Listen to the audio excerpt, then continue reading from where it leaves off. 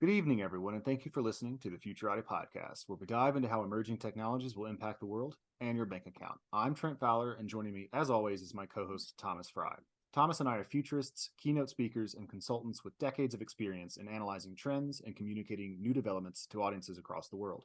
Reach out to us at futuratipodcast.com/contact-futurati if you'd like to hire us for consulting, to speak at your event, or to advertise on our podcast. Thomas, we just wrapped up an interview with Michael Strike, who is working on a project to build a quantum-resistant ledger. And I feel like in some weird cosmic way, our whole podcasting journey has been building to this conversation because we keep talking about quantum computing. We keep talking about crypto and blockchain. We've talked about security a couple of times. And in all of those conversations, we've sort of touched on the interface of those different fields. And this is the first time we actually sat down with a person who is working directly on that problem. How do you secure the blockchain and cryptocurrency more generally against the potential threat of quantum computing? So how did you feel about the interview? Yeah, I thought it went great. We didn't get into adding artificial intelligence to the mix. Well, what are we even doing with our lives? Yeah, but it was he had a great way of explaining how this all kind of comes together and how this all works and what we should be worried about and what not to worry about. So I thought he did a great job. Thought I did as well. So we got into, what quantum computing is, and that pairs nicely with the interview we just published today with Anastasia Marchenkova. So he talked a little bit about, quantum computing, why this is going to be a problem, why quantum algorithms are able to handle factorization problems better than classical computers, and why that's going to be an issue because so much asymmetric cryptography is based on exactly that sort of operation. And then we talked a little bit about why he thinks securing Bitcoin from quantum computing is not really feasible, why the engineering challenges would be very difficult, why the coordination challenges would be very difficult. And so what they've decided to do is just start over fresh with a new layer one that from the beginning is secured against quantum computers. So it's a fascinating conversation. We hope you all get as much out of it as we did. And without further ado, this is episode 121 with Michael Strike.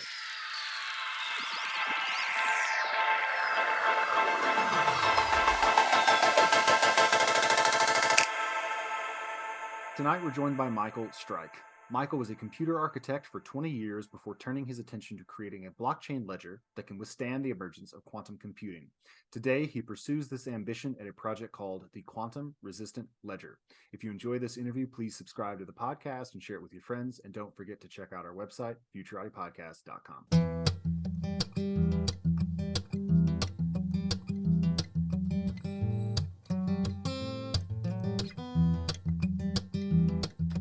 Michael, thanks so much for coming on the show.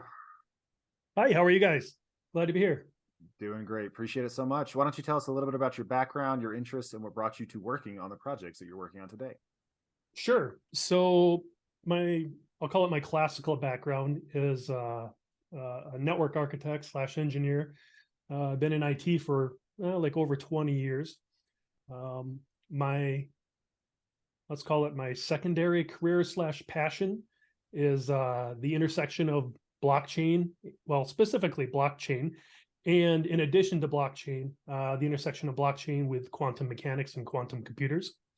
I originally had started going down this quantum physics rabbit hole, if you will, several years ago, trying to get to the true nature of things as the best way that science can explain it.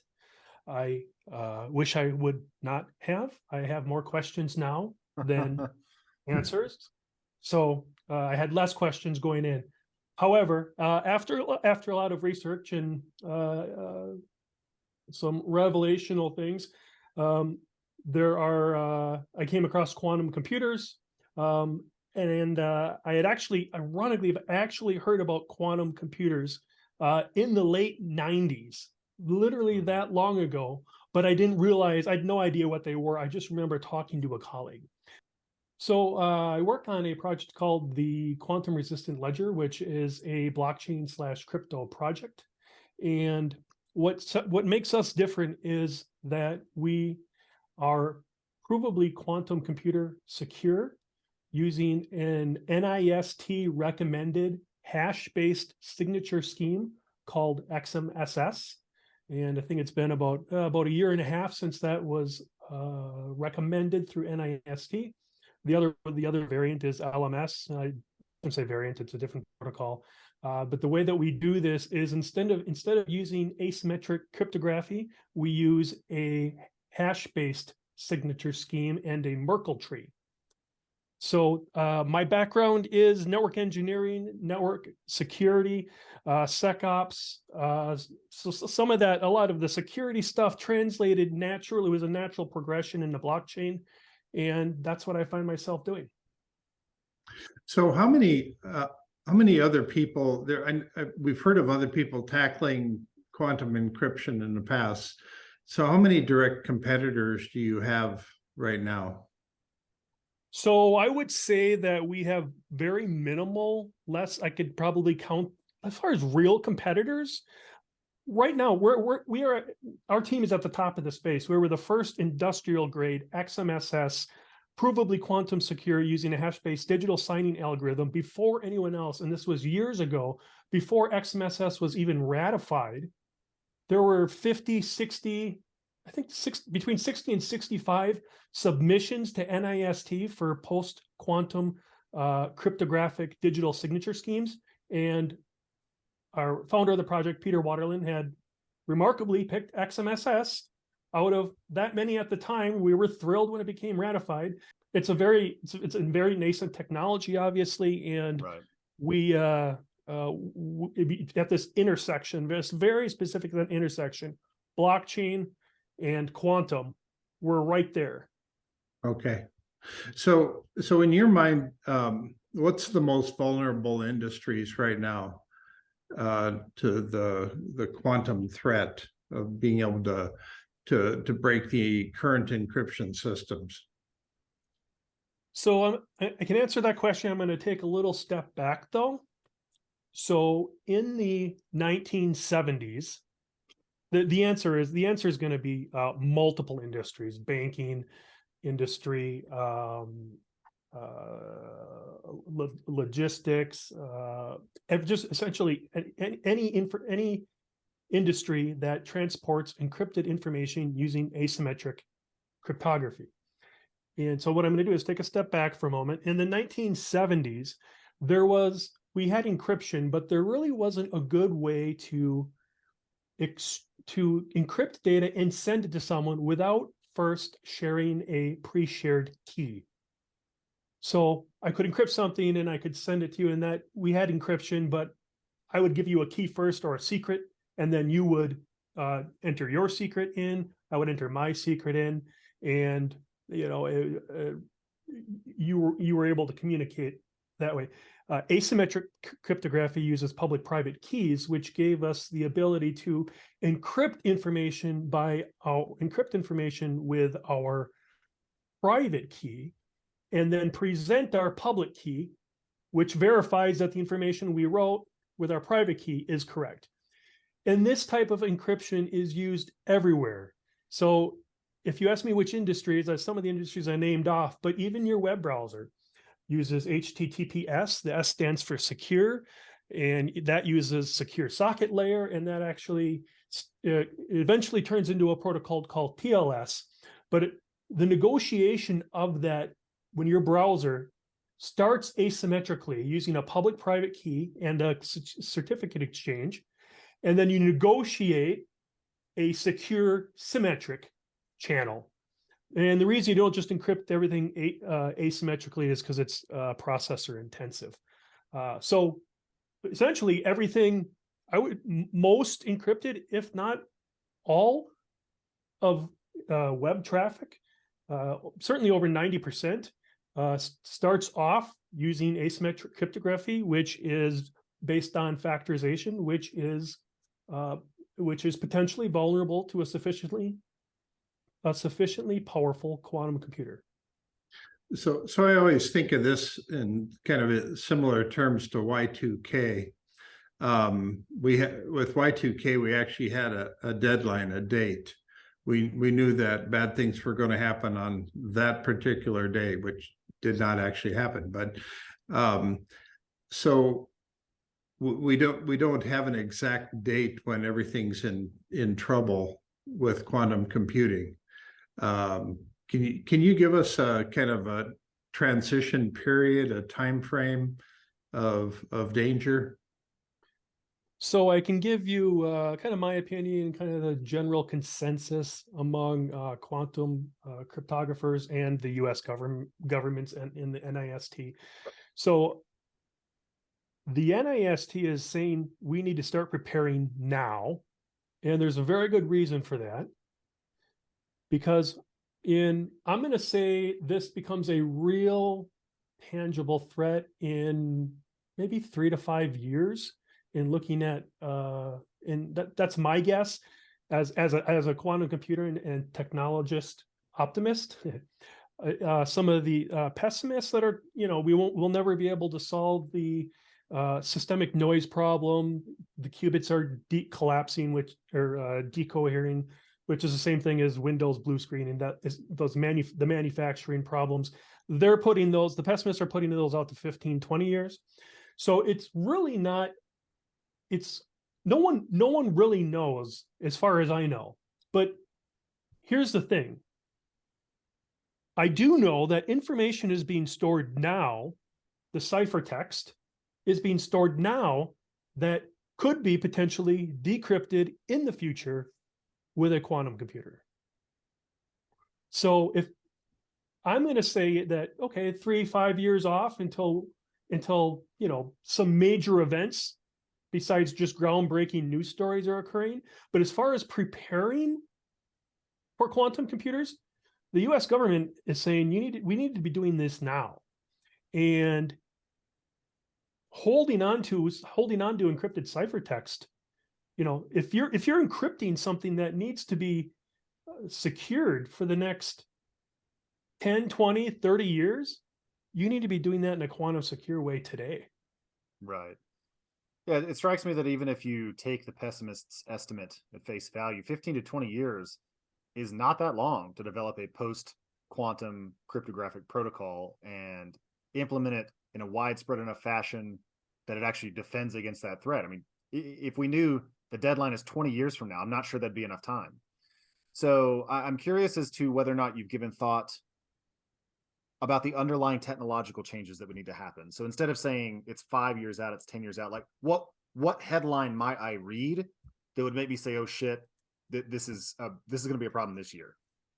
Is it like a number of qubits? Is it a benchmark you'd want to see? Good question. So there actually was, it wasn't really an oh shoot moment, but there was a Chinese article that came out, I think it was last week. I could probably send you the link in which RSA 2048 is claiming to be vulnerable with I don't remember the details of the article, but approaching a stage of vulnerability. So in order to prepare, it depends on what technology you're talking about. Are we talking about an IPsec tunnel, something like that, where things are encrypted symmetrically back and forth? Or are we talking about a digital signing algorithm? In the case of our project, it's a digital signing algorithm. And what that is when when Bitcoin, for example, submits a transaction to a node, it presents its public key for verification. And until that transaction is signed, its public key is sent everywhere across every node. In theory, it's broadcast, and each node broadcasts the public key. And that public key, through a sufficiently powerful quantum computer using Shor's algorithm, can factor itself from a public key into a private key. And I can get into factorization a little bit on exactly how that works, but that might be a little out of scope. So as an average computer user, I mean, I'm sitting here with a MacBook Pro, and I would assume that Apple is going to create an operating system that incorporates some sort of quantum encryption into it. How much do I, as an average user, have to pay attention to this, or does it all get taken care of behind the scenes by the big players? So I'm not sure about Apple. I do recall a two ago. I think it was IBM that was actually writing a cold storage provably quantum secure data storage for cold storage. I don't remember if it was hard drive or tape. For the average user, I don't know if there's much that really can be done, because your average users are not the ones writing the cryptographic protocols. They're not the ones setting the parameters for phase 1 and phase 2 on IPsec tunnels. They're not the ones that are creating the code for digital signature algorithms. As a practice, as a best practice, which sounds a little more better than OCD, I always keep my updates on my phone religiously. It's a muscle memory thing. I don't even know that I'm doing it.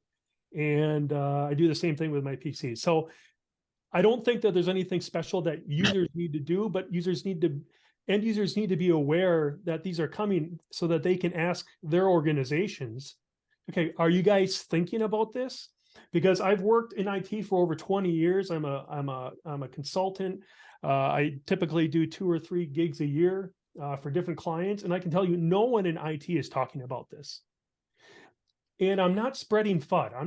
I'm not saying the sky is falling or anything that. All I'm doing is just informing what's going on, that these machines are getting more and more powerful, and we're approaching quantum CPUs with several hundred qubits. It's been estimated that around 2,250 to 2,500 logical qubits, and several more thousand physical qubits, which form a way of error correction, like ECC. You've got logical qubits and you've got physical qubits. The physicals make up a smaller subset of logical, kind of like ECC memory. You know, some of the circuitry is designed to detect and correct. Does that answer your question?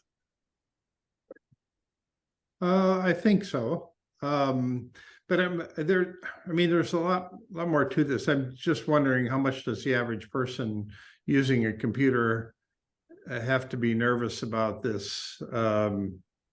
Some super geek out there using a quantum system next week and hacking in and stealing all my passwords.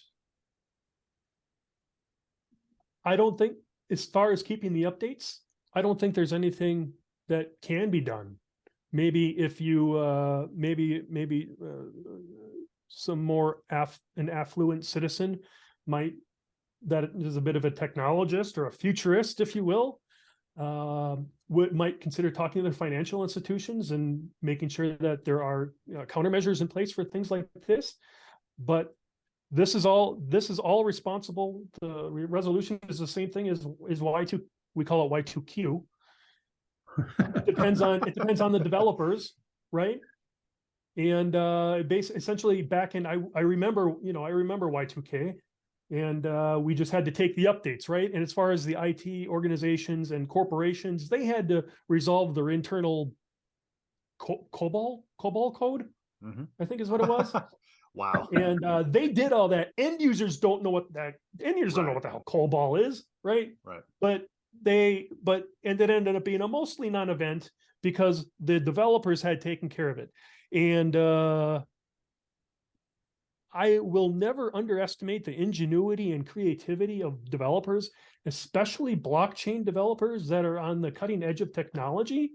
But this Bitcoin problem, and maybe we could talk about this some other time, as far as making it quantum secure, is just not practical for a lot of different reasons. Which is why from Genesis on our project, from the beginning, we've been quantum secure, provably quantum secure. So you can't go back and find some unsecure quantum data because of the immutability of blockchain. Hello, this is Trent Fowler, co-host of the Futurati podcast. One of the most common pieces of marketing advice I've come across is to know your audience and give them what they want. One difficulty in podcasting is that it's actually pretty hard to do this. None of the major platforms give us any way to reach out to you, our listeners, to find out what you enjoy about the Futurati podcast and what you'd like to see done differently. So we've decided to record this commercial and ask you directly to reach out to us. Head over to futuratiPodcast.com, go to the contact page, and drop us a line. Tell us about your favorite and least favorite episodes, what you'd like to see us cover in the future, and anything else you want us to know. We produce this show for you, and we want your advice so we can make it even better. Thank you. So Yeah, I actually do want to ask you about the unfeasibility of making the Bitcoin protocol quantum hardened. So we Okay. actually had the pleasure of just interviewing Anastasia Marchenkova. So if you've been in quantum computing, you've probably come across her. She's a great educator, and we I've talked to her. Yep. this came up, and I won't be able to reproduce the technical details off the top of my head, but she mentioned Grover's algorithm and Shor's algorithm, and she said that actually it's a quadratic speed up, and if you doubled the size of the public keys, that might be enough, and so you might be able to fork the Bitcoin blockchain, do something along those lines. That's not going to protect you forever, but it might be able to push that horizon back. So you seem pretty confident that that's not the case. So I'm curious as to why you think that. Why you think it's just not feasible to secure like, should we just give up on Bitcoin? Is it over? So no, I don't think Bitcoin's over. The headline: Bitcoin is over. She's going to know more. She's actually I believe a quantum physicist. So she's going to understand the quantum side, despite all of my studying. She's going to be more knowledgeable about that. She actually works in that field. She's her YouTube channel is pretty cool. It is. So I'm not going to talk about the feasibility of quantum itself. I'm going to talk about the complications of upgrading Bitcoin, which I can talk to. Okay. So Bitcoin is essentially vulnerable to a quantum computer using an algorithm called Shor's algorithm, which was invented by Peter Shor in about 1991. And what it does is it's able to factor integers in polynomial time, which that means that it's just able to do it quickly. So I think when you're talking about quadratic speed up, you were talking about a different protocol, but so there's with the signature scheme of Bitcoin. Let me explain how addressing works. A Bitcoin address is essentially a 256-bit random number. That's the private address. That's all it is. You can generate one offline. With that 256-bit random number, you apply elliptical curve multiplication. With that, you end up with a 256-bit public key. So you've got your private key that is super secret, and you have your public key, which is what you share to everyone else. This is a one-way. This is supposed to be essentially a one-way gate, in that I can always generate the public key from the private key, but I can't generate a private key from the public key. Right. So it's a one-way function. They say. And the reason this is because of asymmetric cryptography and factorization. So the way that this works is, let's take two very large numbers, 1,259,87543 times 7,256,89444. You can put that into your calculator very easily and figure out what it is. So, and when you do that, it's easy to do. But if you were to take a very large number, 256 bits, and try to find out the two prime factors that, when multiplied together, equal that number, there is no classical way to do this that the industry or anyone, it's essentially fundamental. I mean, that's factorization is at the core of asymmetric cryptography. That's why it works, because when you have a large number, you don't know the two prime numbers that it takes when you multiply them together to get that large number. Right. So with that being said, when you sign a transaction, you perform a transaction output in Bitcoin. You manipulate the transaction, you create a hash for it, and then you submit the transaction along with your public key for verification. Now, it's a consensus. There's a consensus mechanism, right? It's running off proof of work. all of the nodes, when they receive the transaction, difference between miners and nodes, obviously, always remember this. Once it receives that transaction, it sends out to all the nodes that it knows about, and they do the same thing. The transaction exists, essentially, hopefully by design, everywhere. While that's in play, your public key is in RAM on every working node. Let's say if a sufficiently powerful quantum computer were attached to the internet, and it was running, and it was connected to a node, who's to say there's not just a rogue node? Let's say it receives a transaction. It's the transaction's not in RAM. Oh, I might be the only one that's received this transaction. Someone might have sent it to me directly. It's not been broadcast yet. You know what? I'm not going to broadcast it. I'm just going to send it to a quantum computer instead. And I'm going to factor that private key or that public key into a private key, right? So this is a theory. I mean, there's a few different attack vectors. This is one I came up with. It's rogue node, not in crypto, not your keys, not your crypto, not your node, not your rules. So those are two tenets that the blockchain community essentially lives by. There also are some other attack vectors. In the early days of Bitcoin, a script was used called pay to public key, and it's not really used anymore. What ends up immutable on the chain today is a hash of the transaction, and hashes like SHA-256 are considered to be quantum secure. And but back in the early days of the chain, the public keys still exist on chain, and the immutability was one of blockchain's greatest advancements, right? It allows everyone, whether they are, white, affluent, of color, not of color, it doesn't matter which race you are, or where you go to church, or what neighborhood you live in. Everyone can read that whole blockchain because of its immutability and verify each transaction themselves. Right. But at the same time, that immutability, the first few years of that code is essentially based on asymmetric cryptography, which is based on factorization, which goes back to the 1970s. Mm-hmm. That might have been a little more in depth, but I tried to cover the bases. It could be breakable then, what you're saying. Like that immutable legacy, there's no way to go back now and harden it, because by design the ledger is immutable. Well, here's the thing. What does quantum securing Bitcoin really mean? Does that mean protecting the value of it against quantum computers? Does that mean any new transactions are protected? So right now there is a lot of people will just say, yes, you just fork the code. Haven't you heard of forking the code? It's called a fork.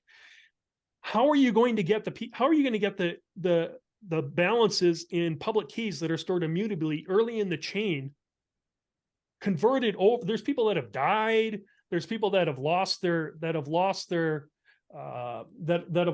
private keys in dumpsters, and they're trying to work with cities and find the hard drive, because they threw it away. There's all sorts of craziness. There's all sorts of lost keys.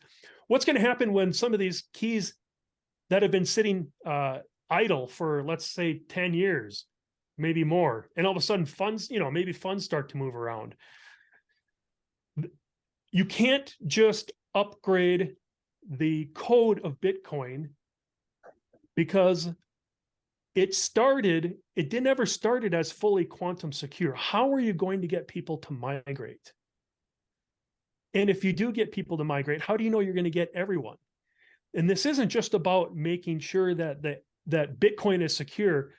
Confidence also has to exist. And for any money or secure system, it has to have the confidence of the users. So, and right now, Bitcoin has that, and I'm not screaming FUD. What I am saying is it's scientifically viable that a sufficiently powerful quantum computer, once we get there, will be able to essentially steal funds. I've thought about this a little bit. I think if I had a quantum computer in the next room over there, a little node right here, and I ran a cable loop. I think what I try to do is kind of not take the older funds, but maybe start taking things out of the mempool in nodes on the internet and sending them to my quantum computer, just staying under the radar so as not to draw attention, but just enough transactions to where I'm, let's call it, highly profitable. And how long, I mean, if you were to send out your public key nowadays, and whether or not you're using pay to public key or pay to public key hash, whatever script you're using to send a transaction, your public keys out there. It's floating around. Who's to say there's not just someone keeping track of all the public keys right now? Yeah, there absolutely could be. I mean, there's at least there's probably 3 to 5 attack vectors that I could talk about. And the upgrading the core of Bitcoin would be the code and the signing algorithm would be a enormous amount of effort and collaboration. I would say that would be probably the size of it and how many nodes there are. That would be unprecedented. The scope of the work in blockchain. And as I said earlier, never underestimate the ingenuity of blockchain developers. However, the legacy chain itself, having funds attached to keys that are crackable by a sufficiently powerful quantum computer is a real risk. Are you enjoying this episode of the Futurati Podcast? If so, please like it, give the show a 5-star rating on Apple Podcast, Spotify, or wherever you get your podcasts, and share it with your friends. By far, the best way to help us grow is to spread the word on social media, which will expose our content to more people and help us continue to bring you interviews with world-leading experts in AI, quantum computing, cryptocurrencies, and so much more. Thank you in advance. What does your solution look like then? So what does the quantum resistant ledger accomplish, and how does it accomplish it? Certainly. So instead of using a digital signature algorithm that uses asymmetric cryptography and factorization, we work with NIST's recommended XMSS hash-based signature scheme. So right when you download a file and then you run it through, you hash it and you get the output, you make sure that the output's the same as it is on the website. SHA-256 and its later variants are considered to be quantum secure. It's very, very difficult. It's one of the most difficult things in cryptography to get a pre-image or even a collision on the hashing output. It just can't. I mean, it's just almost impossible, if not impossible. It probably is. So what we do is we start with a key pair, and then all of your we generate a Merkle tree, and each tree has as a hash of the previous keys is a hash, hashed, hashed, hashed, hashed, hashed, hashed, hashed, hashed. So all of your keys are generated ahead of time in this tree, and when you start to use your wallet, you use the last one first, and then you're able to. By the time you use it and sign the transaction, the nodes are able to hash the transaction reverse so that it can see that it's already been used. The difference is there's a limited amount of times you can perform a transaction output. So if you build a wallet that has 512 one-time signatures or 1024 or 2048, I think once you start getting into the tens of thousands, I think it might take a minute or two to generate that on a computer. But this can be done on our QRL wallet. But essentially the main difference is instead of using asymmetric cryptography and factorization, we use a hash-based signature scheme. It's based on hashes and a Merkle tree. So the Merkle tree is all filled with hashes of public and private keys. So there is no factorization. There is no asymmetric cryptography. The wallet is all decided up front, and it's generated when you create it, all of the keys and in the Merkle tree. So there's nothing for a quantum algorithm to grab onto. There's nowhere for it to deploy its advantage. Correct. There are some that say Grover's is a potential search algorithm for hashes. but that's not really compared to the power of the ASICs that we have. It would be easier to do it classically than to do it through a quantum computer based on the amount of hardware we have. Do you need a dynamic and knowledgeable speaker for an event? Thomas Fry and me, Trent Fowler, are both seasoned keynote speakers, able to converse on a wide array of topics to audiences of all sizes and skill levels. Go to the contact page at futuraudiopodcast.com to book Thomas or myself today, and let us apply our years of experience in public speaking to make your event a smashing success. So I've heard in the past that people have predicted that as soon as we have a viable quantum computer, that all of the remaining cryptocurrency will be mined in one afternoon. And then I've heard other people say, no, that's not really true. How, in your mind, how vulnerable is the crypto mining industry to quantum computing? I'm not worried about them. I'm not worried about the mining aspect. Okay. Quite honestly, that's I think that well, first of all, mining's very closely watched. I mean, you have a lot of people watching where it's going, and if the balance of power were there suddenly to shift, I think the ecosystem would know quite a bit quicker than anyone else. So I don't think that that's the main risks. There is a lot of hash power out there in the exo hashes now for Bitcoin, and yeah, I just the obvious, in my opinion, the obvious vulnerabilities exist with the factorization and with Shores. Okay. Interesting. So could you tell us a little bit about the cryptocurrency you built on top of it? That'll probably have to be the last question, but I'm curious about that. About what? About the cryptocurrency at the top of the show. You said that you're a protocol, you're a hardware, but there's also cryptocurrency associated with the quantum resistant ledger project. The quantum resistant ledger is a cryptocurrency and blockchain. It's both. Okay. So it's www.theqrl.org, and it's its own native blockchain. I'm sorry if I didn't specify that earlier. That probably would be helpful. We're our own native layer 1 blockchain. We're not an ERC20. We have our own nodes that have been running for like almost 5 years now. And right now we're using a proof of work mechanism. We'll be migrating to proof of stake. Consensus mechanism arguments aside, I do like proof of work. But I also believe that proof of stake has its place, and we're also integrating EVM support for smart contracts. We have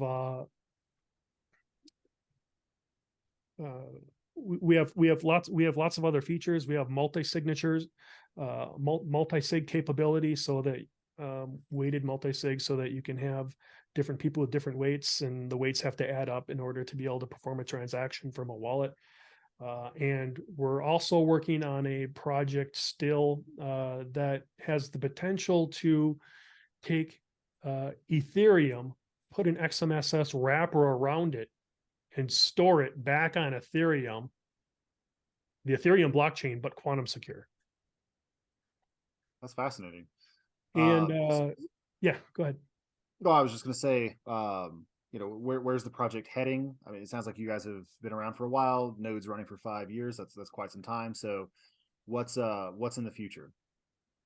Well, our proof of stake is in the future. We're hoping to go live with that soon.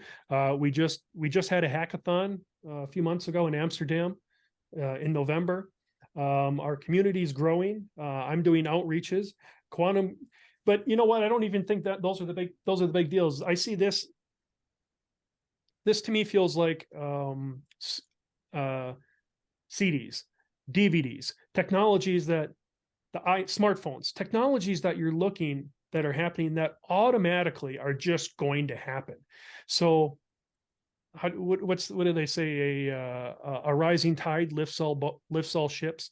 In the way that quantum computers are progressing in their current state, I see or even just aside from what we're doing internally, just the organic adoption from from what's being developed with the technology increasing over time. But we are constantly upgrading the code. We have some developers that have developed some unique cryptographic primitives for use on the chain. So you don't necessarily with EVMs and such, you don't necessarily have to understand quantum or even cryptography in order to be able to do something like ephemeral messaging on chain. So these are all things in development. There's no book for this. A lot of these things haven't been done yet. I'm used to being able to go to work. I just follow best practices. Someone would argue with me, and I'll just point out a picture in a book, something like that. Bring up the Cisco article or the Juniper or whatever, and say, look, this is what they say. That doesn't exist right now. So it feels a little slow at times, but that's because we're having to develop it.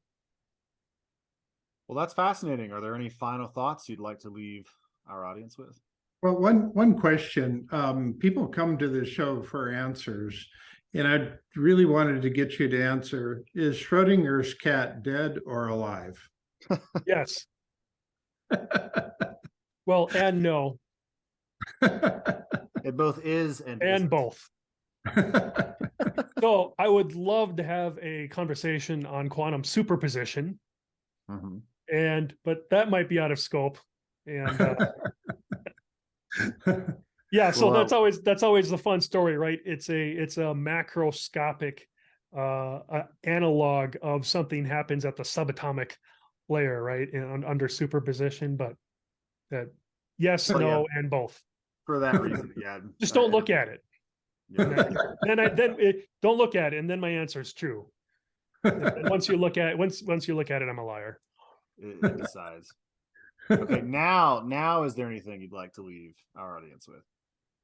No, other than if people are interested in this, the intersection of blockchain and quantum, we have a vibrant Discord community. Our website is www.theqrl.org. My name is Michael Strike. I'm the director of outreach, and keep those digital assets secure. All right. Fantastic. Good closing line. Thanks so much, Michael. Thank you. Appreciate it very much. Thank you. Thank you.